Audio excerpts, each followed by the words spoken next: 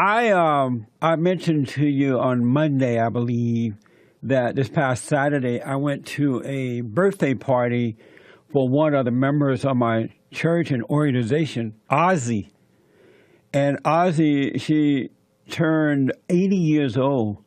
She's now 80 years old, and she's in good health, sound mind, lots of energy. She's been a member of the organization slash church for the last 20-something years, a faithful member in that she's always supported in whatever we needed. I counseled with her family over the years, and it's just been a really good relationship. At this birthday party, they showed a video, a film of her, her background, her history over the years, and it was remarkable in that and I knew some of the things about her, but a lot of the things, or some things I did not know. And she grew up in Louisiana, Arkansas, somewhere down in there in the country at a time when we had there were the Jim Crow laws and things like that. She grew up what would be considered as being poor nowadays, but growing up in those days, you did not consider yourself as being poor. When I was growing up in Alabama, it never, ever occurred to me, not one time, that I was poor. And the reason for it, because in those days, you have family. You have parents and grandparents and cousins and uncles and people around, and everybody just kind of doing their thing, being there, helping, and whatever it would take. We were just living, growing up and being independent. And Ozzy grew up in that way. She had, I think, about 10 siblings, I believe. And somewhere in there, a lot of them, brothers and sisters. And they grew up in a tin roof house, a little like a plantation house, like what I grew up in. So they showed this on the film, how she grew up in this little house, and her father and mother taught them to work, and, just how things were. And they all had a sense of determination about them, because in those days, blacks grew up that way. They were taught that way. It was the mentality. When we were growing up, we were not going to college wasn't a primary thing, even though it was encouraged in some ways, because, a lot of kids grew up and they went to black universities around the country. Ozzy grew up, and she at some point moved to L.A., at which time she went to a junior college for a minute, but she dropped out. She got married, she had some kids, but yet she still had this drive to just naturally do what grown-ups do, take care of yourself. Eventually, she bought a home, because in those days, again, we were taught to buy land. And so she bought a home, and then she bought another piece of property, bought apartment buildings, and just, bought land. And you naturally are taught that. When I was growing up, and I mentioned this before, is that we were taught when you turn 18, you're out of here, go off, get a job, buy some land, get married, raise a family. And all this should be done, you should start working on the family thing, buy your home around 25. At that time, that's what we were told. And I got up and went out and bought a house at 25 because it was just so ingrained in my system. I didn't know that you couldn't buy one at 25. So I went out and did it. And Ozzy did the same thing. And I didn't know her growing up. I just met her once I started Bond. And then she started and founded a preschool, bought some land, started this preschool, and has been running that for almost, I think she said 30 years. And even some of the adults were there at her party who had gone through her preschool, and their children have gone through their children. She still has the preschool, even though she's 80 years old. She has a lot of energy, so she's still running the school, even after people have told her, oh, you should sell it, you should sell it. But, it's keep her energized and going forward. She's bought land down in Georgia and other places. And I tell you this story because there is this notion now that you have to go to college. I mean, that's for the most part, exceptions to the rule, of course, but for the most part, kids are taught, and this includes black kids and white kids and other kids, that you finish high school, you go to college, you get into the best school, blah, blah, blah. And I mentioned that we have a BOND Academy for Entrepreneurs where we are teaching young boys from the age of 15 and up, all races, how to start businesses because they have a lot of, inside of them, they have this desire to have different forms of businesses, different types. But because they didn't have parents to be an example for them, they don't know how to get them going. So we're helping them by bringing in speakers and, businessmen and women who have succeeded. And just every aspect, we show them. We have a bond credit union where we loan them the money as needed and they pay back with interest. And I'm seeing a natural talent come out of these young men. It is naturally there. And now that they have focused in on it, they're learning so much and they're so excited. They can't believe it. They didn't know, it was in them like this. But when we were growing up, we knew. We didn't know anything else because college wasn't the primary thing. Trade school was pushed more so than college. But just simply being taught to work hard at day one. I say work hard, but to work and to invest. Booker T. Washington taught that at Tuskegee Institute. Buy land. Every man should own some land. Get yourself a little piece of land. If you don't own land, you shouldn't be able to vote.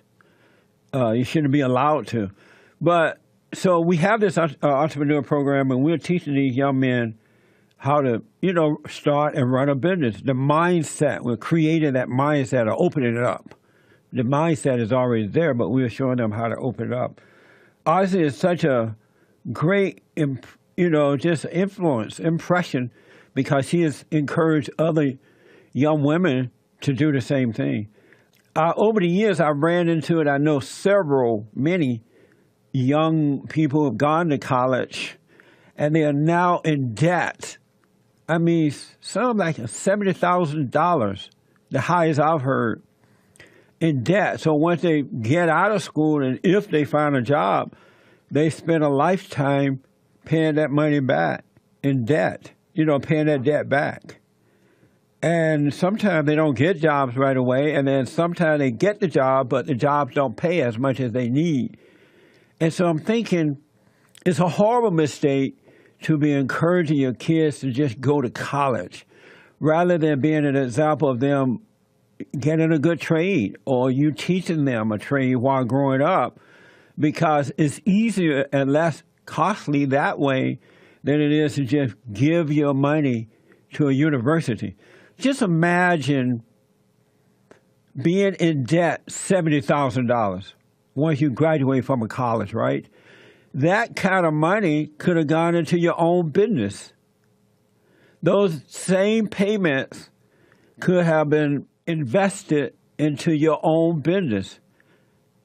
If you're going to spend $70,000 up to $100,000 getting a so-called college education, why not take that money and just build your own business? And then these people are coming out of these universities and they are as dumb as a doorknob, no character, no love, no sense of direction, and yet they are being encouraged to go to college. It's the dumbest thing I've ever seen.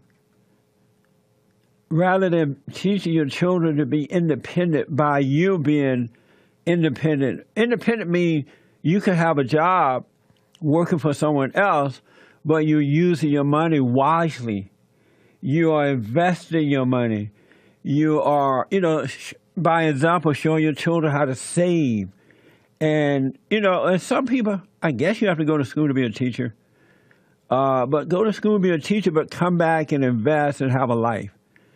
I would not recommend you keep encouraging your children to spend all this money in these universities And you see how brain dead they're coming back. They're returning home brain dead. You don't recognize your own children. Ozzy, 80 years old, and now she's, financially well off. She's well set. Doesn't have to worry about anything. It's a waste of time to go to college, folks. Put your money into those payments can go into your own business. So, what do you think about that idea of paying $70,000 to $100,000 in college fees, or investing that in your own adventure, your own life? I think that's a nice idea. Nice.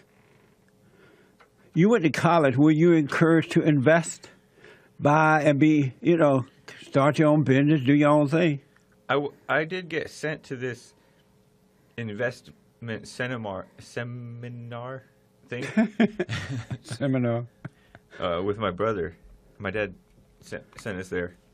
But I didn't really run with it. I didn't really comprehend it that much. When you were growing up, did you see your parents doing that, being like independent investors and having their own business and things like that? I saw my dad working a lot, like he would, because he was writing textbooks.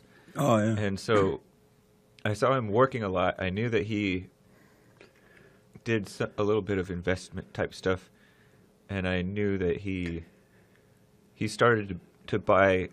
He bought like a second house or something like that. Right. As I got older, like in college, high school, college, but I didn't really catch on with me. Did it catch on with your brothers and sisters? My oldest brother got married and bought a house.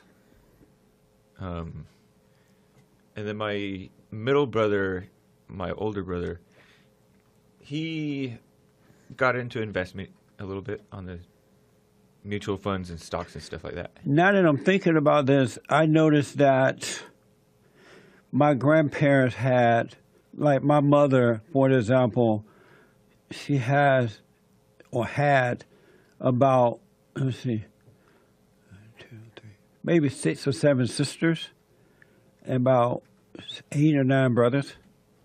Yeah. And now that I look back and reflect on this, when they left home, all of them bought land, all of them bought a house. Cool. Isn't that amazing? Yeah. All of them did. And from what I know, and they all had truckloads of children, because in those days, normal people had children. Mm-hmm. They didn't have one child or 2. Or they didn't abort them once they got pregnant. You know what I'm saying? Right. And if not all, most of their children bought homes. And some went on to invest in other things, of course, because that was the mindset. You didn't, your mind, you grew up not realizing anything else. Yeah. But to take care of yourself in that way. Isn't that something? Yeah. But now their children are all going to college and that kind of stuff. So even though they're doing very well, they're still going to college. And you've seen these young men that we're working with in the BOND Academy. Mm-hmm. And you see how bright they light up once they realize they can do it? Yeah. And it's simple and not what they, it's not complicated at all. Yeah. That's amazing to see that, right? Mm-hmm. It's cool. Yeah. I'm more excited about it. He is, folks. He's still young. But and Ozzy, Ozzy. Yep. And you see all her energy, and right. She wear her big church hats, and she's all dressed up. And yeah. She was dancing at the party. I can imagine. They had a DJ at this party that played old music when we were going to the honky tonk down in Alabama. And I guess they must have played it because that's the kind of music she grew. It was so good. The music was. Yeah. And because it reminded me of growing up as a kid. It was really nice. But you can do it, folks. You can really do your own thing. I think it's a mistake to be teaching children just to go to college. And then the black folks, when I was growing up, at one time they were not trying to follow the white man. meaning that, oh, the white people getting a college degree, so we got to do it too, right? But now that the blacks hate the whites, they are trying to imitate them, compete with them. And if you're going to send your little white child to school, I am too. And then their kids come out as dumb as a doorknob with no jobs. Because when they send their kids off to school, all they do is protest. It's not like they're hustling to get a good education so they come out smart people. Yeah. They protest all day. Schools, you learn strange ideas at schools nowadays. Not just at college anymore. You're learning it in high school and elementary school now. Yeah, nowadays. It's so crazy. Parents, you better look out for your kids in a better way. God's going to get you. Yep. Indoctrination, that's the word. Indoctrination. They are not teaching them to be individual. And even though they're wasting their time protesting and hating the white folks and living in separate dorms, and they want to sit on the other side of the lunchroom, not with the white folks, they come out of school, now they're in debt. Yeah. And then they blame that on the white man. And then they vote for Bernie Sanders. The white man overcharged us because we were black. How crazy is this? But I would encourage my kids to develop a trade. There's nothing wrong with college if done in the right way. Yeah. You know, like they used to do it in the good old days. I mindlessly went. Yeah. Because I was just told that you'll have more opportunities if you have a degree. Who told you that? My dad told me that. And so far I haven't done anything where I needed any more opportunities because of having a degree. I know. Amazing.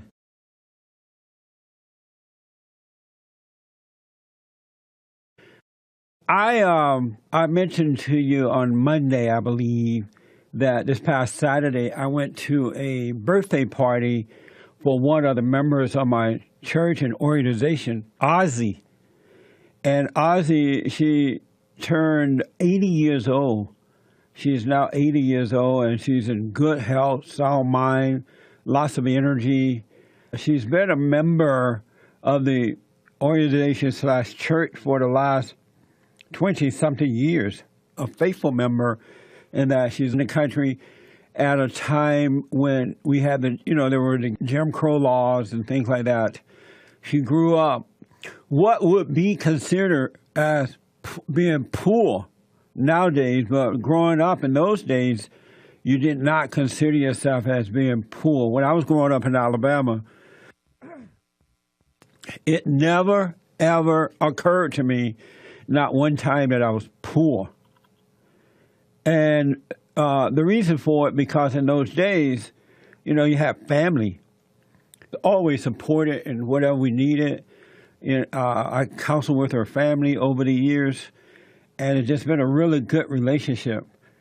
At this birthday party, they showed a film of her, her background, her history over the years, and it was remarkable in that and I knew some of the things about her, but a lot of the things, or some things I did not know. And she grew up in Louisiana, Arkansas, somewhere down in there. And it's on the film how she grew up in this little house, and her father and mother taught them to work, and, just how things were. And they all had a sense of determination about them, because in those days, blacks grew up that way. They were taught that way. It was the mentality. When we were growing up, we were not going to college wasn't a primary thing, even though it was encouraged in some ways, because, a lot of kids, you have parents and grandparents and cousins and uncles and people around, and everybody just kind of doing their thing, being there, helping, and whatever it would take. We were just living, growing up and being independent. And Ozzy grew up in that way. She had, I think, about 10 siblings, I believe. And somewhere in there, a lot of them, brothers and sisters. And they grew up in a tin-roof house, a little like a plantation house, like what I grew up in. So they showed